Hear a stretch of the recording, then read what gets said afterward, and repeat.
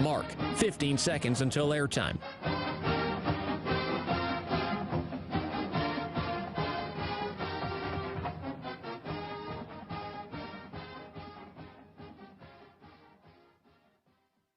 The following is a presentation of Learfield.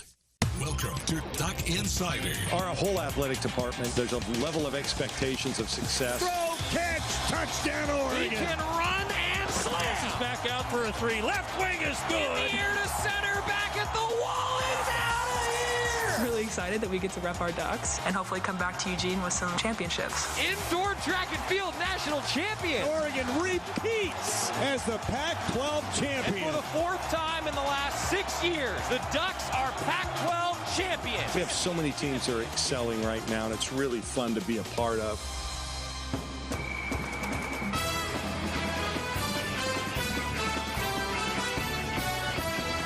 This is Duck Insider on the Oregon Sports Network from Learfield, presented by On Point Community Credit Union. Better banking, local solutions. Live from the Country Financial Studio, here's Joey Mack. Almost back at Dawson Stadium. Really looking forward to that 4:30 kickoff coming up. Pac-12 Network will have the TV broadcast. It's officially a 4:40 kickoff. Gates will open at 2:30. Parking lots open at 12:30 for those of you who will be in attendance at Dawson Stadium. And for the radio audience, a 2:30 pregame show. Terry John sitting down with a number of different folks this week, including Director of Player Development Tony Washington. Awesome interview. Really encourage you to tune in. Where to tune in, all the different digital ways and terrestrial radio ways, goducks.com/OSN. One thing I want to mention, the game day protocols. Of course, on goducks.com, you can read about all the new updated game day protocols, including mobile ticketing, which is here to stay. Download that GoDucks Game Day app. Get everything situated so that it's easy, quick, and you can get in quickly. Well, I think we learned from week one at Dawson Stadium that the entry was pretty easy, showing proof of vaccination or negative test within the last 3 days. We do know that concessions was a little bit tough. We're still dealing with a shortage actually in workers for concession stands. If you know a group or if you know anybody who wants some hours to go work at the concession stands, we need them. We need them in a hurry, and that's going to allow us to open more concession stands around Dawson Stadium to cut down on those lines and those wait times. So thanks, everybody, for having patience. We're doing our best. A lot of things I think will be trending in the positive direction at Dawson Stadium this weekend, but please, grace, patience are going to be our favorite words for everybody this weekend as the Ducks will take on Stony Brook. The Seawolves in town. We're going to talk with a member of the broadcast team for Stony Brook. Sam Neidermann will join us coming up in about 10 minutes to get the view from the other side. We also will zero in on the offensive line with Dawson, Jaramillo, and Ryan Walk today. Shout out Alex Mirabal, the Oregon offensive line coach. He met with Jerry and Georgie here in the Country Financial Studio last night as part of the Oregon Football Coaches Show. Awesome conversation. I call him the professor for good reason. He used to be a high school teacher. Man, you could tell. I just want to run through a wall every time I hear Alex Mirabal talk. You can go back and watch the show on the Oregon Football Twitter, Facebook, the GoDucks YouTube, or you can subscribe to the Oregon Sports Network podcast and listen to the audio version on demand. It was an awesome, awesome conversation with Jerry Georgie and Alex Mirabal as part of the Oregon Football Coaches Show last night. Man, what else we got for you today? We're going to do a fleet feature on Anthony Brown. We also have Throwback Thursday because it is, of course, Throwback Thursday. And any Facebook, YouTube, Twitter comments and questions you have, if you're live with us in the 1 o'clock hour, fire away. What do you want to know today? We're going to zero in on the O-line, though, with Dawson Jaramillo. This is a cool story. Dawson's been around the program for a while. Many of you know his name. Dawson Jaramillo is a Portland native. He grew up around this program. And at one point, Alex Forsyth, Ryan Walk, and Dawson Jaramillo were all playing on the offensive line against Ohio State. You had 3 Oregonians running through the entire Buckeye defense. It was awesome. We got to know Dawson Jaramillo, and also a shout-out to our friend Steve Tannen from 95.3 The Score, who properly identified the hair inspiration for one Dawson Jaramillo. Let's get to know the Oregon offensive lineman. Just going against that stout defensive line in Ohio State? I mean, I played all right. I mean, it was obviously a team effort, and the offensive line played fantastic. I mean, we worked hard all week. We knew that the guys we're going to go against are, the best in the country, and we had to prepare like we haven't prepared all season. But our process all week is just the same, No matter who we're playing, going to prepare like we're playing the best D-line in the country. What do you think you've improved upon the most in this last offseason, last few years here at Oregon? I feel like for me, my mindset's gotten a lot better. I mean, as you guys know, I haven't played in a long time and I had some injuries, and so just staying positive and just keeping working and just knowing that I can prepare and I can play with these guys. But I mean, I've had great examples of offensive line since I've been here, and I know what it looks like to play hard and what it looks like to be successful. And the veterans on the O-line right now, Ryan Walk and Alex Forsyth, George Moore and Steve, TJ, I just watch those guys and that's how I try to play. I try to play like them. Dawson, I know that we got a lot of Oregon guys like from the state on that offensive line. What did it mean to you to be from here and be making some big plays against Ohio State on the national stage? Yeah, it means a lot. Ryan Walk and Alex Forsyth, the other Oregon guys, and we got plenty of Oregon guys on the team, and it's just cool. I feel like as players from Oregon, we kind of play with a chip on our shoulder because Oregon high school football gets dismissed sometimes, and it just showed that we can play and we can perform. So it's really cool. Really proud of our guys. Do you think that notion's kind of changing? Oregon high school football getting dismissed when you have guys like you, Alex Ryan, Keith Brown started at linebacker, just kind of a lot of really good talent coming out of the state? Yeah, you can look at the guys that go to other schools. Like Chase Cota, he plays at UCLA. He's a great player. It's just cool to see other guys being successful. Talanoa Hufanga's in the NFL. He's from Crescent Valley, so it's just cool to see guys in the Pac-12 performing well and other conferences from Oregon. So I think it just shows that Oregon gets discounted a little too much, but we can hang with the other guys in the country. So you guys have implemented a constantly rotating offensive line, taking a couple series here and there. Do you feel like that helps you guys in your gelling and your chemistry at all? Or? Yeah, I think the offensive line is super close. We're all really good friends, and everyone's super unselfish.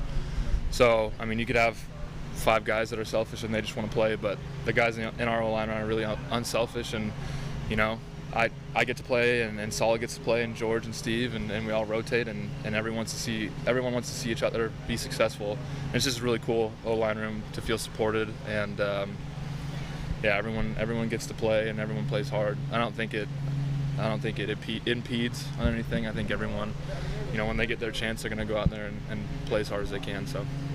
Does the staff see something in your offensive line group that the other doesn't do? Or do they kind of play to your strengths rather than the other group? You're saying in the different... Yeah, you guys have different 5 groups. Do you guys run the same type of play styles the same way? It's all the same. They run the same plays, and they trust us to go out and perform in the same way that the first group does, the starters. What's it like having a brother on the team? You're not the first brother duo here in recent years, but what's it like? It's really cool. Me and Bailey playing together. It's really fun. We didn't get to play at high school football together because he went to Wilson High School and I went to Lake Oswego. So I never got to experience that before, but it's really fun. I'm showing him the ropes and I'm telling him what to do. A lot of people give us a hard time trying to say that his hair is better than mine, but I have to say that I take the cake. I'm the original. So, but it's amazing, and having my family come down every week and hang out with us is it's the coolest thing. And I cherish it. Even after a great performance against a really, really talented defensive line like Ohio State, Mirabal is going to be critical of room for improvement. But what do you think is the ceiling for this offensive line, and what are you hearing from him? I think, like I said, our process is not going to change. We're gonna practice hard on Tuesdays and Wednesdays, and like I said, we're going to prepare for every opponent as if it's the hardest opponent that we're ever going to face. And Coach Mirabal is just going to encourage us and push us to be our best. Nothing changes week to week. It's go out there and practice hard and prepare and perform the way that we need to perform in order to reach our goals. So I think it was Alex Forsyth talking during preseason about how much Coach Mirabal emphasizes you guys being able to play kind of both sides of the line and be kind of versatile everywhere. How much does that help at this point of the season? You guys are chopping and changing so much. I think it helps a lot if you look back at Calvin Throckmorton. He started all 5 positions when he was here, and Brady Aiello played guard and tackle and all over the place, and Shane played different positions. So it's just to be a Swiss Army knife is it's a great asset and a great tool. And I played center, I've played guard, I've played tackle. It's just cool. It's good to be versatile and to be able to get thrown in when someone goes down and be able to perform. So I'm always ready to play. Everyone's always ready to play a different position, whenever they're called to. It seems like it isn't necessarily the case like that at every program, obviously. Is that kind of the idea for everybody to be just as versatile as Throckmorton? Yeah, I mean, in the off season we cross train, so we'll have the left side guys practice out of a right side stance, and the right side guys practice out of a left side stance. Get center reps. Like we're in the Mashowski Center, during conditioning, and then after we'll do individual drills, and everyone will do both sides so that everyone can be ready if they need to be when the season comes. How much harder does it make it? I mean, does it make it more difficult to kind of have to be prepared for all that? No, I mean, there's a little bit of an adjustment period. Like when I played left tackle all high school, and then I went to center, and there was a little bit of an adjustment period, but you get used to it. I mean, it's offensive line, it's just on the other side. So between Fresno State and Ohio State, something clicked with your offensive group. There were times at Fresno State where execution might have lacked or blocking might have lacked. Was there something specific that you guys saw on film, or something specific that you guys found in practice that really changed your level of play? No, I just think, we just had to prepare, and we knew that, sometimes during Fresno State we weren't playing our best, and we knew that we had to, to prepare for a battle, and so we prepared 1-0 to go out on Saturday and play our best. But I wouldn't say there's no magic pill, there's no secret sauce, and it's just the 1-0 process. So you are a guy that's been in the program for a bit, and you got your number called in one of the biggest games in program's history. What do you think helped you get to that point where they're comfortable turning to Jaramillo for the big moments? Like I said earlier, I've had great guys to observe, and the way that they play, the way they prepared for games, and their mindset, and so like you said, I've been here for a while, so I got to grow up and watch those guys, and so I just try to emulate them. I mean, Panay was here, he prepared great, and Throckmorton was one of the most prepared people that I've ever seen in my entire life when it comes to a football standpoint, watching film and taking notes, and so I just try to emulate those guys, and so over time I've gotten better at it, and with my mindset, then I've proved that I could play, so yeah, it was really fun. What was the longest your hair's ever been? It was pretty long. Last, let's see. I knew it was too long when I was brushing my teeth, and my hair was getting in my mouth. It's kind of nasty. So John Daly is one of my hair idols, and so I went to the barber and I said, make me look just like this, and so I got the John Daly hairstyle from 1992. So what about 92? It was like well, he won the PGA Championship in 91 and won the Open in 95. So that's his prime hair years for sure. How frequently does it get cut now? Or does it? It's tough because my barber's up in Portland, so I don't have that much time. It's in dire need of a cleanup right now. Just let it flow. Yeah, let it flow. Dawson Jaramillo. So when he was getting action, Steve Tannen, our buddy from 95.3 The Score here in Eugene, he sent out a tweet. He's like, God, this looks like John Daly. Like, this is uncanny. And now we have confirmation that, of course, Dawson Jaramillo, one of his hair idols, is the great John Daly. How about that? Also, I saw Justin was asking, may miss it if you're going to bring it up. Has there been any update on injuries? Look, the Ducks said earlier this week with Kayvon Thibodeau, he's trying to work his way back. That was what Coach said, but we'll see. Time will tell. Justin Flo and Drew Mathis, we do know will be out for a while, so the Ducks are a little bit shorthanded at linebacker. That means guys like Keith Brown going to have to step up. And, one of the question was, as Keith Brown did exit the game on Saturday, hey, how's Keith Brown? It sounds like Keith's going to be okay, but we'll find out. So that's your update, Justin. If I missed anybody on the injury front, let me know. I also saw a question coming about what the heck is a Seawolf? That's something we're going to ask Sam Neidermann from the Stony Brook side of things when we talk with him in just a second. First, though, it is Thursday, which means it's time for Throwback Thursday, brought to you by our friends at Chinook Winds. I don't even know what we picked this week. I was completely uninvolved in the process, which means that Scott Phillips, I am completely flying blind here. So, Scott, don't mess it up, buddy.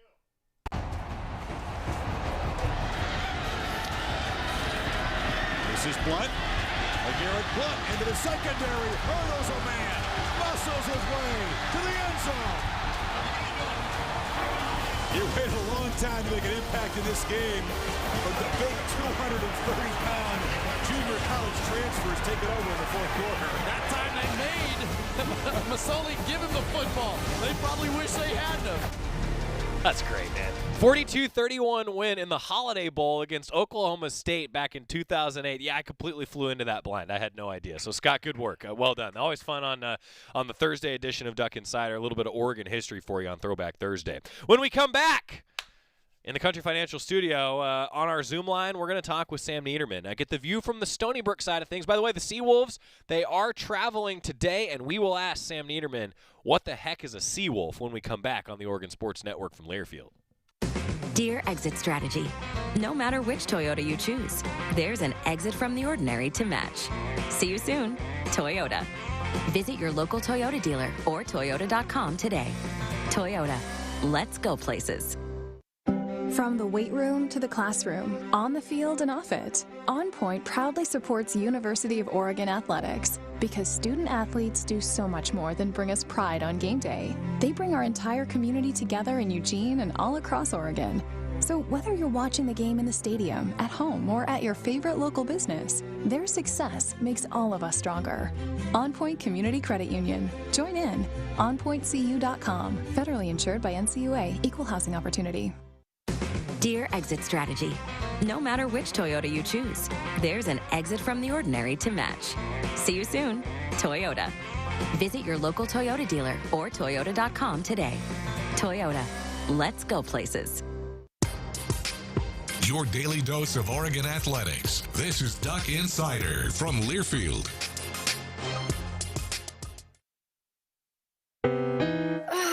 Steven. Who said that? Me, down here. Ugh, what are you, a yellow booger? I'm a banana slug, Steven. What are you doing in my room? I'm your sense of adventure. It's been a long time since we've had an adventure in the forest. Mom took me to the forest last year. I'm a slug, Steven. It took me a long time to get here. You're right. I should get out. Yeah, the forest is not that far away. Hey, Mom! Come to the forest where the more adventurous you lives. Check out discovertheforest.org for cool places nearby. Brought to you by the U.S. Forest Service and the Ad Council.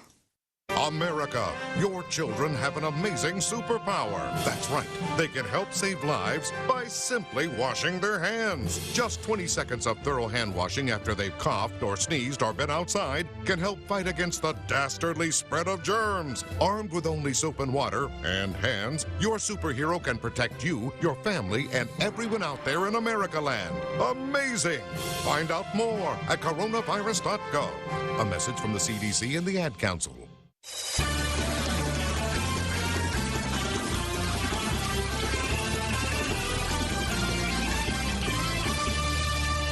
Welcome back to Duck Insider, presented by On Point Community Credit Union. Joey Mack inside the Country Financial Studio. Pleased to welcome the view from the other side. Sam Neidermann is joining us via Zoom. Sam is a member of the Stony Brook crew. And Sam, I got to say, first of all, great to talk with you. Now, I did not prep you for this, so you can just completely go off the rails here, and I will be totally fine with that.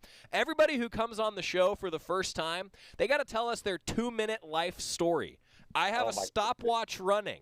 So 2-minute life story for Mr. Neidermann. How'd you get here?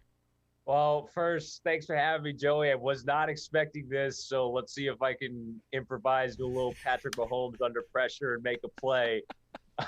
2 minutes. I don't think anybody cares about my 2-minute individual, but I'm from Indianapolis, Indiana, an Indiana University graduate, and I've been proud to be out here at Stony Brook University for the last 9 months. I came out to Long Island in January and just been blessed to be a part of this athletic program, broadcasting, calling the Seawolves.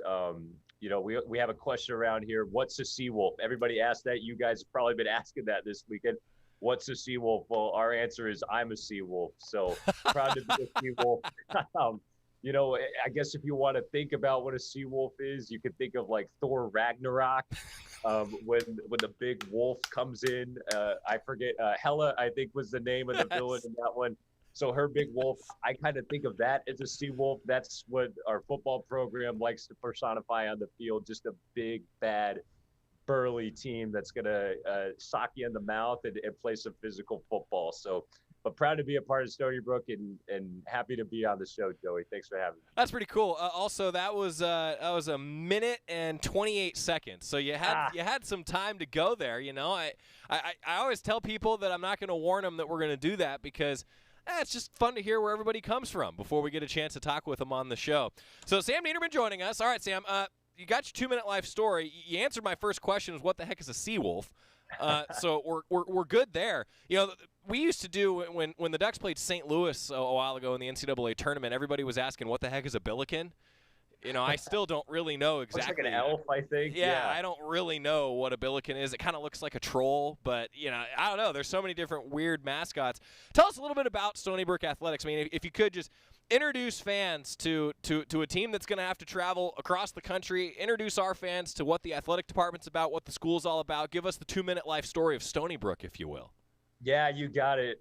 It's an exciting opportunity for Stony Brook. First game against Pac-12 opponent in this program's history, but we're a D1 FCS program based out of Long Island, New York. So if you look at a picture of New York State, it's that little wing that juts out from Manhattan in the city, 60 miles east of New York City in Suffolk County, based on the North Shore of Long Island. State University, or SUNY, as we like to call it, State University of New York system. It's actually the second largest state university of the system outside of the University of Buffalo, but a great athletic program that's had some landmark achievements. 2012 College World Series, that was a banner moment for this program. Matt Sank, the head baseball coach here, has been here for over 30 years and led the program to Omaha, which was incredible. First Northeast team to do that since Maine in 1984. So wow.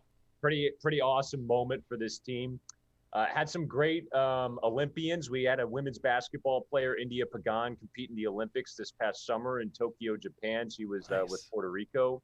Had a national championship winner, actually, in indoor track, Lucy Van Dalen, who was on the 2012 national championship team as an individual running the indoor mile. So obviously track and field, something that Oregon very familiar with. Sure. So Lucy represented there. She's now in New Zealand. At our basketball program, Steve Peichel used to coach here for 10 years, developed an outstanding program that made it to the NCAA tournament in 2016. Obviously a great year for Oregon, or no, 2017 would have been your guys' year to get through, but you guys still had a good one. If you didn't run into KU that year. Yeah. And they actually did pick off KU in 17, but North Carolina anyway, is who you're thinking of now. Yeah, you're bringing back bad memories. Bad memories, Sam. I'm bringing up trauma here for the Ducks, Joey. But yeah, no, Stony Brook, a D1 program with some great facilities. Just got an indoor football facility a couple of years ago. That was a big boost for this program. And Coach Chuck Priori has been here for almost 2 decades now. He's been coaching college football for almost 40 years. This is year 39 for him overall on the coaching circuit. 16th year in charge of the program. Old school football coach. Will have a disciplined team that prioritizes special teams, prioritizes running the football, prioritizes playing hard-nosed defense. That's a little profile on what the Seawolves football program is all about. That sounds familiar. Prioritize discipline, special teams, running the football. Yeah, that's that sounds familiar, like what Coach Cristobal would say around these parts. Absolutely. Sam Neidermann joining us from the Stony Brook side of things, getting the view from the Seawolves. All right, tell us a little bit about this team and the expectations for the year. Forget this game for a second. What's the expectation for this group? I mean, you talk about a coach who's one of the longest tenured in your league. Yeah, optimistic. That's the first word that comes to mind, Joey. It's a team coming off of a tough spring. But reloaded with a lot of great veteran players. The focal point of this team's the run game. Tyson Lawton is the feature back in the offense, coming off a 134-yard game against Colgate, 1,000 career yards on the ground in his career. He could be one of the next great Stony Brook running backs. There's been a great stable of running backs to come through this program. Miguel Masonette was on the 2012 team that beat Army for the first FBS win. He went for like 220 in that game. So Tyson Lawton, really good physical back. Saban Naket, good running back. A good running back room with a lot of depth at that position. And the expectation is to compete and make some noise in the CAA, which is a very tough FCS conference. This is a team that I think is optimistic with Coach Priori calling plays now again. He's an offensive-minded head coach who has that background in his coaching portfolio, and he's done a terrific job calling the offense here through 2 games. And then Rob Knowles, a defensive coordinator. I've really challenged this defense, Joey, to step up and make some more plays. We saw that with a couple of takeaways last weekend. I think this good defensive backfield that can make some good plays. Carthel Flowers, an Eastern Michigan transfer. DeJon Owens had an interception. He's a Colorado State transfer. Coach Knowles done a nice job calling the defense his second year, former grad assistant under Pat Fitzgerald with Northwestern. So it's a team that's optimistic and excited for the opportunity heading out to Eugene, and never played a Pac-12 program before, getting to play out at Dawson, number 4 team in the country. It's the biggest football program Stony Brook's ever played. When you talk about a team that's been to the Rose Bowl, been to a college football playoff, up and coming coach with Mario Cristobal. This is the biggest program that Stony Brook's ever played. You could probably put in the service academies, Army, Air Force, and then you look at Youngstown State, which obviously has a rich tradition at the FCS level. I'd say this is probably the biggest program Stony Brook's ever played in Oregon. That's interesting. We're getting the view from Stony Brook from Sam Neidermann. All right, we talk about the expectations for the year. You guys going to win the CAA? I mean, come on, give me the honest prediction here. It's going to be a tough league. It's tough sledding the CAA when you got James Madison and Villanova, but the team's going to come out and compete. With a tough schedule, only 5 home games, 7 away from home. This is a team that's going to be in the mix, and I think they have the pieces to compete, but it's always tough sledding the CAA. That's what we're going to see from the Seawolves coming up on Saturday, 4:30 kickoff, right here on the Oregon Sports Network with the 2:30 pregame show, 4:30 broadcast for the Pac-12 Network as well. You talked about just getting the chance for this team to come out to Autzen. I mean, they're going to play to win this game. We know that. The Ducks certainly have talked about that this week. What's the vibe from the team, Sam, heading into this matchup? You mentioned they're excited to be at Autzen, but also excited probably to compete with some pretty darn good players too, right? Yeah, I was talking with Tyson Lawton, our running back, at practice on Monday, and he said he's been waiting to compete at this level for a while. He's been preparing for a moment like this. I think that mentality will be there as a collective. The opportunity to go play at an Autzen Stadium in Eugene. We got fans back against the sleekness of the Ducks and Nike headquarters USA. It's going to be a great opportunity, and I think the team as a collective is ready to go out there and make some noise. They've done it before against Army. Most recently, we're out against Utah State, so they've been in that kind of region of the country now, but you get to go up against the big dogs. It's always something to get up for. This has got to be one of the longest just distance trips that Stony Brook's had to make, right? I mean, you talk about 2 very different corners of the country here, right? Yeah, no, that Utah State one was a long one. Air Force a couple years before that, obviously out in that Mountain West, same type of region. But this, it's going Eastern Seaboard to Pacific Northwest. That's about as long as it gets. That's awesome. Hey, well, thanks for taking the time, Sam. I can't thank you enough. Best of luck to Stony Brook the entire year. Best of luck to you and your career. Thanks for taking the time to come on and chat with us. And after Saturday, I'll say go Seawolves, okay? Sounds like a plan. Thank you, Joey. Appreciate it. Sam Neidermann joining us from Stony Brook. When we come back, Graduated Ducks brought to you by our friends at Graduate Eugene. Also going to hear a little bit more from Oregon football, previewing the 4:30 kickoff on Saturday here on the Oregon Sports Network from Learfield. As my family continued to grow, I realized I'd have to replace my beloved Jeep with something that has, well, more seats. I'm Jason Hines, Country Financial Rep and father of 7. Whether you're upgrading from your sporty ride with no room for a car seat or finally replacing your well-loved beater that still has a cassette player, you'll want the right protection for your new car. Work with a Country Financial Rep like me and get the protection you need at a price you can afford. Learn more at TakeSimpleSteps.com or contact a local Country representative. From the weight room to the classroom, on the field and off it, On Point proudly supports University of Oregon athletics because student athletes do so much more than bring us pride on game day. They bring our entire community together in Eugene and all across Oregon. So whether you're watching the game in the stadium, at home, or at your favorite local business, their success makes all of us stronger.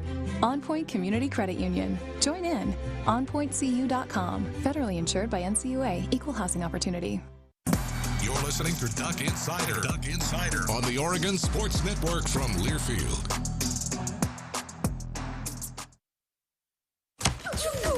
Watch out! You got me! The galaxy is safe once again. In the pretend universe, kids play with pretend guns. In the real world, it's up to us to make sure they don't get their hands on a real gun. If you have a gun in the house, keep it locked, unloaded, and stored separately from ammunition. Safe gun storage saves lives. Learn how to make your home safer at endfamilyfire.org. That's endfamilyfire.org. Brought to you by End Family Fire, Brady, and the Ad Council. Uh-oh, Brad's buzzed. Oh, yeah? Yeah, he's starting with the woots. And now a speech. I just want to say that friendship is about heart and brain. Who's with me? Good thing is, he knows when he's buzzed. And my brain is saying, when it's time to go home, somebody call me a ride. Love that guy. Me too. Know your buzzed warning signs? Call for a ride when it's time to go home. Buzz driving is drunk driving. A message from NHTSA and the Ad Council.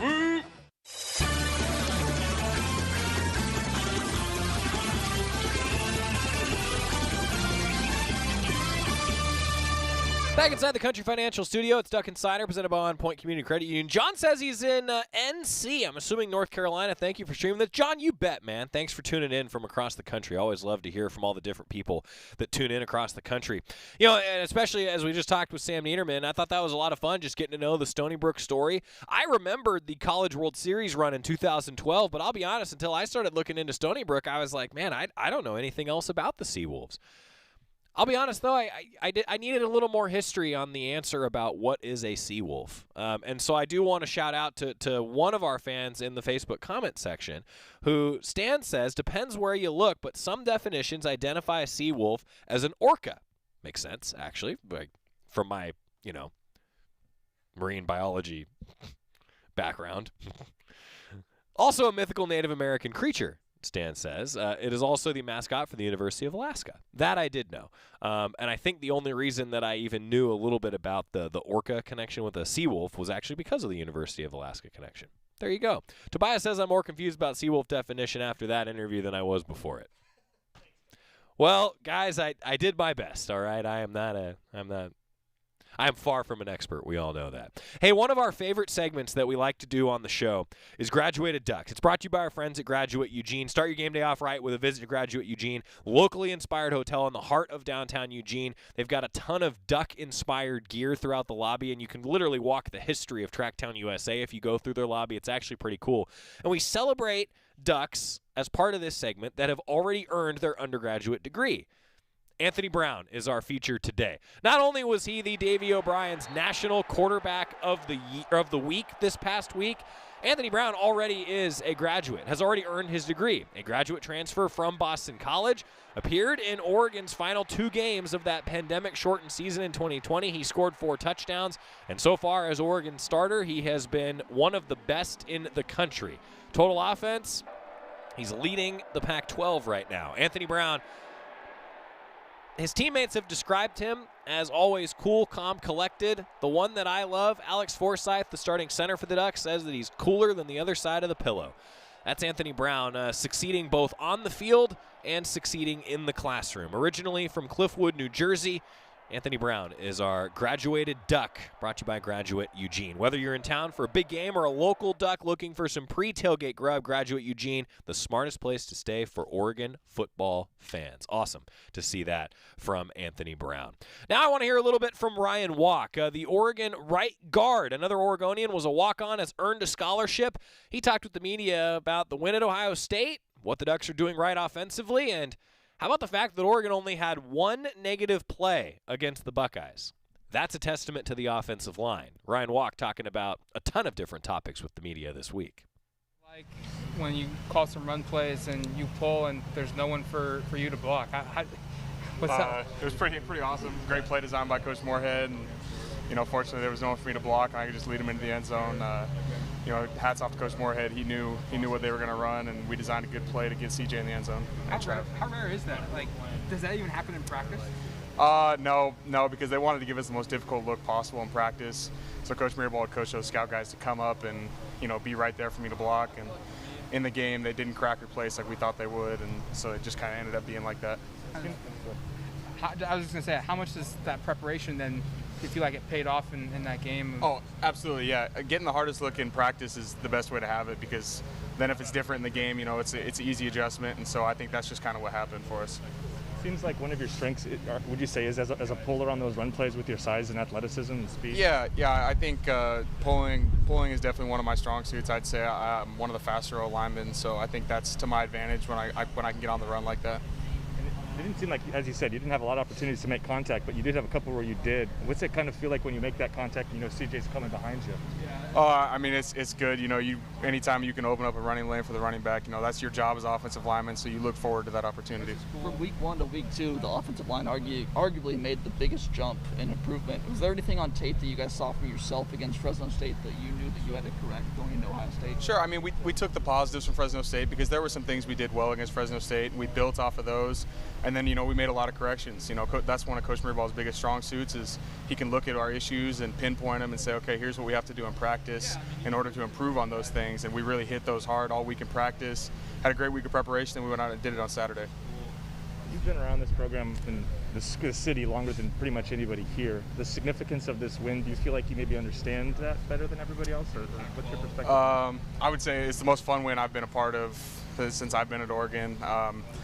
It was most meaningful for me because I was out there playing this time, and so it was a lot of fun. It was a great team win, and it was an awesome experience altogether. Cristobal then mentioned on Monday the importance of moving on, and how you guys respond from this will decide if you're truly one of the elite teams or just a great team. How do you guys move on from such a monumental win?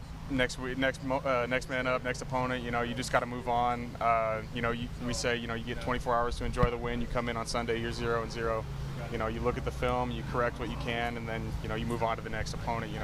By 2 o'clock, we're already looking at Stony Brook's film on Sunday. So, you enjoy the win after it happened, and then you flush it, and you're on to the next. Cristobal mentioned that when they watched the film, there was a lot of stuff to fix on both sides of the football.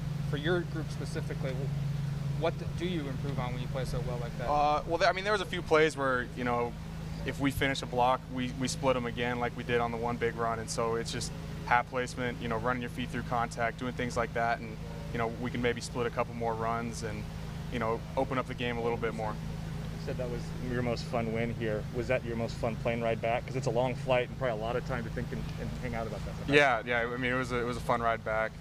Everyone was music was going, we were celebrating, and so it was a lot of fun. It's one thing for the offensive line to kind of get your job done and open up running holes, but you also have to have a backfield that can hit the holes and finally score the touchdown. So what can you say about Verdell and kind of the lead for explosion that he's had so far this year? Yeah, I'd say CJ and Trav are two of the best backs in the country, and they make us look better than we are sometimes, and I think you saw that on Saturday. And we can open up a hole, and they can make a guy miss and turn a good run into a great run, and so that's what makes those guys two of the elite backs in the country.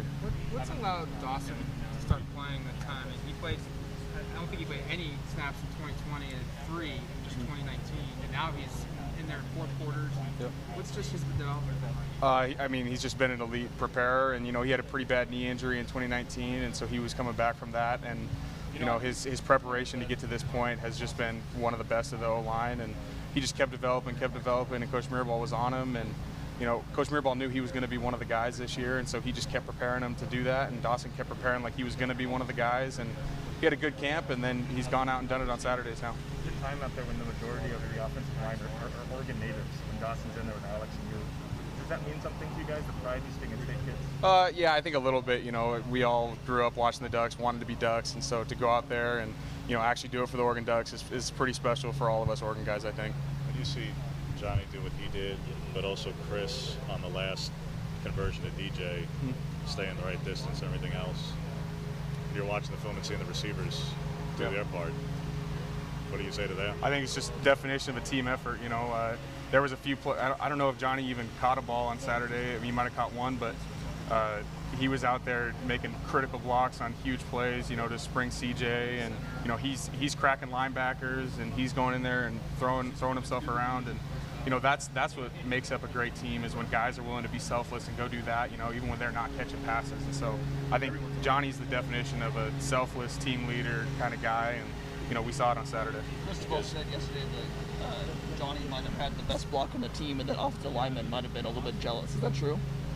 Oh, it was a great block. The one where Travis scored on going to the left, and he came down and cracked that linebacker. That was a phenomenal block, and Johnny's not afraid to go throw himself in there, and we love that about him. That gets us going when we see that. So I mean, yeah, I mean, you could say I don't know if we're jealous, but you know, it was definitely a great block. You guys ran that unbalanced set a lot, ran a lot, and also obviously again on the conversion to DJ there at the end. I realize it's more for the receivers in terms of their unique responsibilities.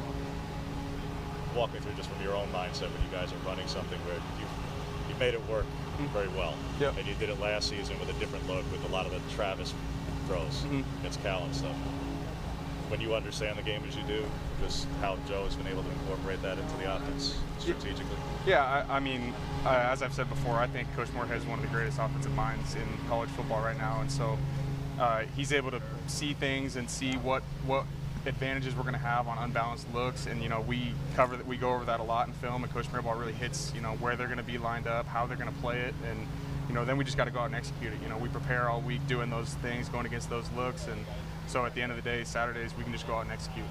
From an upfront perspective, can you explain just that 77-yard touchdown run, why CJ basically went untouched? Like, what were the offensive line's responsibilities, and how did you execute it so well? Yeah, so we knew it was a split flow zone play, and we knew the tight end was coming backside, so we knew the way that linebackers play, they were going to flow back gap with the tight end split flow. So we had to plus over to one linebacker, and that's why you see me, I go with Alex all the way to the front side backer 14 on that, and then I think they were in some kind of blitz or something, because the middle linebacker came backside B gap, and Steve did a great job of not just running through blindly, and he turned back on it. And that was what allowed that play to split, was Steve put a stake in that defense, and that's what really opened it up for us. I love hearing all of those specific moments, though, from Ryan Walk, the Eugene native, talking with the media there about it started talking about the block where he didn't have to block anybody, as C.J. Verdell went into the end zone pretty easily. But a number of different scenarios that Ryan Walk was talking about there, it's like, man, that's the cerebral nature of playing offensive line. When we come back, we're going to switch gears here a little bit from the defense. Verone McKinley, we're going to talk with one of the quarterbacks of the defense. First, though, our Slocum Center Minute this week, focusing on how student-athletes deal with fracture care. Something that you never want to have to deal with. We're learning about that and then going to hear from Verone McKinley next on the Oregon Sports Network from Learfield.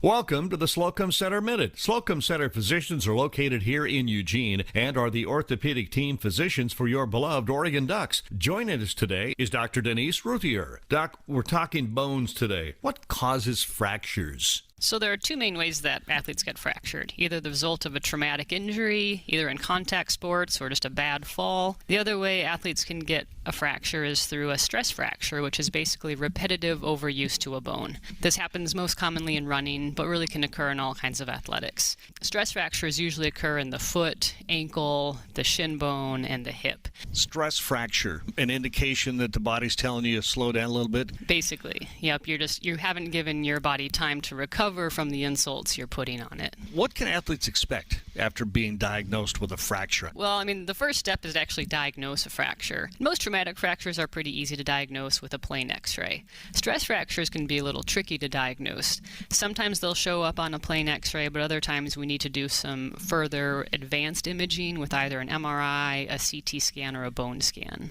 Unfortunately, in athletics, any type of fracture requires some time off from sport. They need to be immobilized and rested to allow that bone to heal.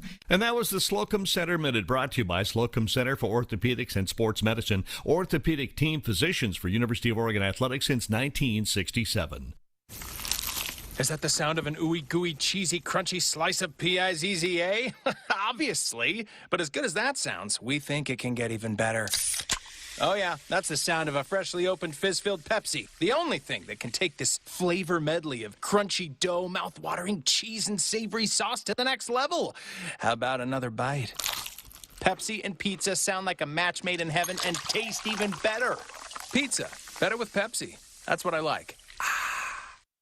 After 2 years of construction, my wife and I finally moved into our dream home. So when a bathtub fixture broke, causing major water damage, I was glad we had the home insurance protection we needed. How do you know your home is protected? Talk to a Country Financial rep like me, Nick Simon. We can help you understand your options and select coverages to meet your needs. Then if something happens to your home, you won't have any surprises. Need the right coverage for your home but not sure where to start? Visit TakeSimpleSteps.com or contact a local Country representative. This is Duck Insider, presented by On Point Community Credit Union on the Oregon Sports Network from Learfield.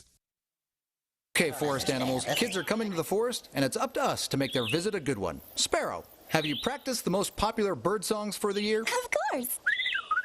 catchy. I like it. River, how's the temperature? It's a refreshing 52 degrees, man. I love it. Turtle. He's not here yet, man. He's late every morning. Okay. Squirrel. The forest has been preparing just for you. To learn more about cool things to do in the forest, visit discovertheforest.org. Brought to you by the U.S. Forest Service and the Ad Council. Tom has been a teacher for over 40 years. One day, I think one of the students had asked the question and he didn't remember the answer. And I also noticed that he was letting his class out earlier than they were supposed to let out. I was really starting to worry. Levi and I talked about how it would change our lives, but he was there beside me. When something feels different, it could be Alzheimer's. Now is the time to talk. Visit alz.org/ourstories to learn more. A message from the Alzheimer's Association and the Ad Council.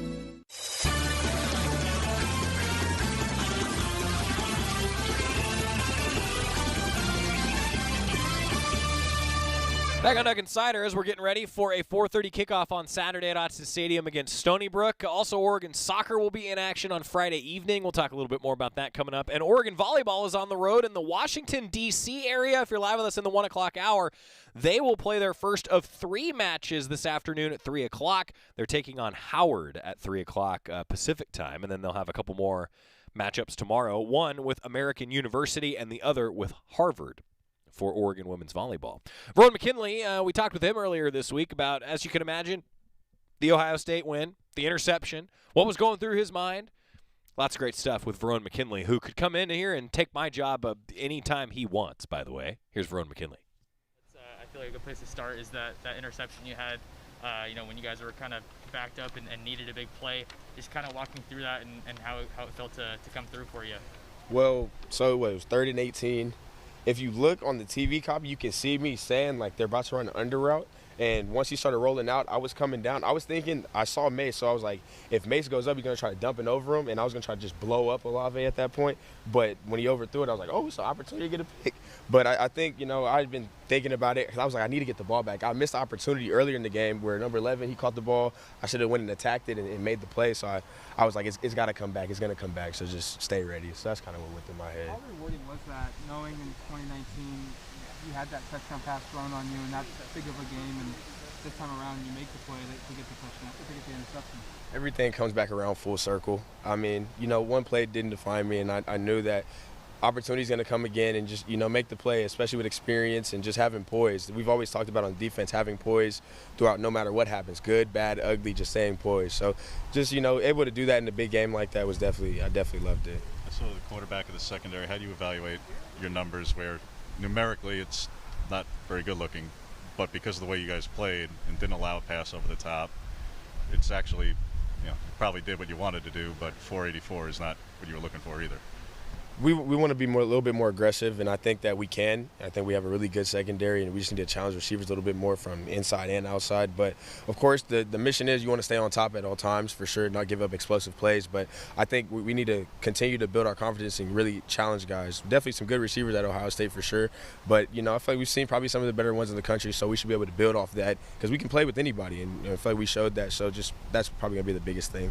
Coach Arruda used the dime package this past weekend, I think, for the first time. Can you just describe what's different between this year and last year with Avalos running? Because a lot of the personnel is similar, but like Addison was back there. The corner combination was a little different than what Andy was doing. I mean, honestly, that one's kind of more of a coaching thing, just what they want to put on the field and who they feel fits certain positions. Because you see a lot of guys change around. You see Jamal Hill, see Michael, Dante. So it's just kind of a week-by-week thing. So that's probably the biggest thing. Was the way DJ James played, having not been with the team all that long, and just the way he excelled in that game, being one of the defensive players, did that take anybody by surprise, or was that just who he is at this point? That's just who he is. I mean, he's been ready for the moment, and he was back on that field, and he was ready to go. Like I said, I told the DBs before the game, we play with no fear, no matter who it is, and that's what we went out and did. So it wasn't a surprise. What is it that he does so well, though, that allows him to excel? Because I know it's not always man, but he's locked up with some of the best players in the country. It seemed like he held his own really at a high level. DJ has really good feet. That's probably the biggest, and then he's becoming smarter and smarter every day. Just, over time, being here for this is his 3rd year, so he's locked in and ready to go just mentally. I feel like that's probably the biggest step. When you have some of those younger guys in there at Will, Keith and Jabril, do you find yourself like talking them through situations, or are they just sort of where they need to be from that standpoint? A little bit of both. Sometimes, just move them over, whatever it is. But they've done a good job, especially with Coach Wilson, of understanding what's going on, and they've been ready for those moments, and they're getting better. You're going to get better with time and experience. So to go in and play in such a big game and do what they did, I think they can just build off of it. So with Keith, obviously a really physical player coming in here, what have you seen him kind of do well since he arrived? Keith is real physical and he can run. So a guy that can go sideline to sideline and then that's not afraid to come up and tackle as a linebacker should. So he's getting better, and I think that he'll continue to flourish. How important has Bennett's play been against Ohio State and just overall through 2 games so far for you guys? I literally told him today, I said, you're just a savage. Just somebody's going to get it done. No matter, it may not look the prettiest, whatever, but he's going to get it done. And I think his energy and him being vocal and him just making plays has been big for us. So. Tempo has been a bit of an issue these first couple of weeks. Bennett was talking about just making changes off, not looking at the cards as much, all that kind of stuff. How do you try to, in your role, help shore up some things when tempo has been a little bit of a problem? Just being more urgent. I think urgency is big, and I think just, within the cycle of the snap, getting your eyes back, getting the call, and then just relaying it so we can play. We don't have to think about it. So that's, for me, being the deepest, I got to make sure I communicate that to everybody. You had a couple of pass breakups on the day where you were able to kind of put a hit on someone and knock the ball free. How much pride do you take in that, knowing that they're going to have to feel your presence out there in the backfield and you're not just a ball hog? The biggest thing was send a message. Send a message early. We're here to play. We're not scared, and we're ready to make plays. So sending a message, then I always want to be physical. Especially early, you always want to kind of send your message then and show them that you're here and you're present. So that's big on it. Just being on time as well. Staying in the target zone. I've been looked at for targeting before in the past, so making sure that I'm in that range of not getting looked at for anything. But. Coach Deruta was really complimentary of Bassa and his ability to move over. What kind of wow moments did you see from him when he was at nickel that you think can translate over to where he's at now? The ability to understand gap schemes and run fits. I think he does a good job of that, and being able to blitz as well. All those 3 things will apply for him to move over to the linebacker, because if you think about it, a nickel is still somewhat, it's like a linebacker / safety / corner. So being able to take that and move it over, it was easy for him. I think Brian Day said something along the lines of they didn't feel like they were in control of the game at any point. You guys were able to come up with some huge stops on 4th down. How did you kind of judge the momentum in that game? Well, we played 4 quarters of football. I feel like that's what it comes down to, and we did that in all phases, from special teams, offense, defense, and sudden change happens in games, momentum. We just knew, keep the momentum. Even if we got stopped on whatever, it's 3rd down, we get stopped, punt, it's like, fine, we just go back out there and playing together. So those are probably all the big parts of just momentum changes and everything. What's practice been like this week after a game that a lot of people had circled on the calendars? Now you're playing an FCS school, but what's the atmosphere been like out there? I want to know, back to work. We practiced Sunday. We were like, back to work. The game happened. We celebrated. It's over. We corrected it. Straight back to work. We want to know every week. I mean, it happened. We knew we weren't expecting anything different. We knew we could play with anybody, and we knew we were going in there to make a statement and win. So back to work. Good team coming up. Definitely got it. We can't take them lightly. You can't take anybody lightly. It's college football. We've all seen that crazy things happen. So, making sure we have the same preparation that we did the week before and keep it consistent. That's been the biggest part of practice. Verone McKinley, good stuff hearing from one of the leaders of this Oregon secondary and this Oregon defense. Ducks and Stony Brook, the Seawolves, 4:30, 2:30 pregame show on the Oregon Sports Network coming up on Saturday. Your Toyota Women's Sports Schedule Spotlight, full weekend schedule when we come back. It's Duck Insider presented by On Point Community Credit Union. More on the Country Financial Studio next on the Oregon Sports Network from Learfield. Dear past, present, and future football watchers, football is back! So consider this your official excuse for always putting football watching first, courtesy of Pepsi. That haircut appointment? Seeing the in-laws for the first time in ages. It's been so long! Nope, sorry Susan, not if it's on Sunday. Long story short, after the year we've all had, we think you could use a little football watching. So crack open a Pepsi and cheer your football watching face off. With love, Pepsi.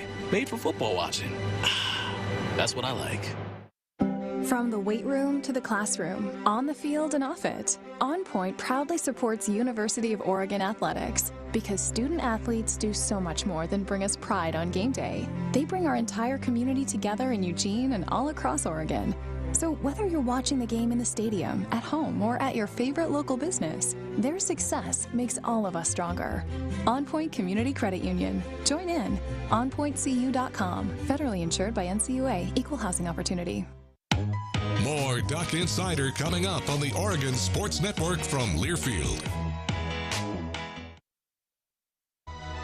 Okay, men, this is your time. Maybe you didn't choose this, but you're here now. You're going to go out there and be an all-star caregiver. Cook, clean, be there emotionally and physically. You got to dig deeper. Drive them to physical therapy, doctor's appointments, because that's what caregivers do. Don't give up. Show the world that you're tougher than tough. Caregiving is tougher than tough. Find the care guides you need at aarp.org/caregiving. Brought to you by AARP and the Ad Council. To some, the sound of a baby babbling doesn't mean much, but that's not true. They're testing out vowels and consonants and trying different sounds.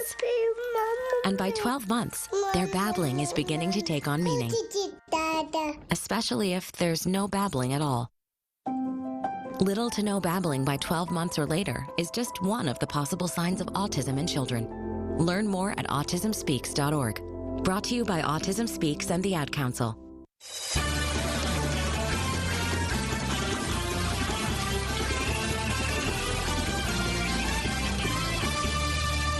Welcome back to Duck Insider, presented by On Point Community Credit Union. Joey Mack inside the Country Financial Studio. Jeff Nissler saying the maturity of these young men, very impressive. Man, absolutely. We heard from Dawson, Jaramillo, Ryan Walk, and Verone McKinley today. Tomorrow, if we have time, after Jerry and Jorgie join us for game preview and picks, we still can hear from Nate Huokalani, Bennett Williams, and then also Graham Abel, Oregon soccer head coach, met with the media today, and Mark Wazakowski, Oregon baseball head coach, talked with the media yesterday. I'm hoping to be able to get those for you, and we'll go through the weekend schedule here in just a moment. Hoodoo Ski Area preseason pass sale going on now. The family fun destination since 1938. Dig into deep savings and get your season pass now at hoodoo.com. Can you believe it? Scott Phillips already has his. He's already ready for the slopes, and, I guess I probably won't see him when we get that first snowfall because, well, he's earned that after 20-something years in the University of Oregon Athletic Department. Thanks, buddy. Yeah, I guess I can't really give you the day off, but I can try. As long as you're in my corner. Hey, takes a village. Second question, Joey, what's a thought on the rest of our strength of schedule coming from Justin? I think that the schedule is pretty strong for the Ducks. I mean, look, you look throughout the course of the season, I think that it sets up well. You get a couple Pac-12 matchups with Arizona and Stanford, then into a bye week. You're hoping to get a little healthier out of that bye week. I do think that the schedule gets tougher as the season moves on for the Ducks, as we've talked about. But look, if you win the Pac-12, and I think I know where this question's coming from, Justin, Ducks are going to be in a good position. They're going to be in a really good position. Toyota Women's Sports Schedule Spotlight as we wrap it up. We're talking about Oregon volleyball, 3 o'clock this afternoon if you're live with us in the 1 o'clock hour. They will also have a match in the Washington, D.C. area, 10 a.m. tomorrow and 4 o'clock Pacific time tomorrow. Oregon soccer is at home against Portland. Let's win the state, 7 o'clock at Pape Field on Friday. That is your Toyota Women's Sports Schedule Spotlight. Toyota, let's go places. I'm going to go do some laundry. We'll see you tomorrow for picks. It's 4 a.m., Monday, and you're literally sucking baby snot through a tube because she's congested. Man, that's love. And if you love her that much, love her enough to make sure she's buckled in the right car seat. To make sure your child's in the right seat for their age and size, visit nhtsa.gov/the right seat. Show them you love them. Keep them safe. Visit nhtsa.gov/the right seat. Brought to you by the National Highway Traffic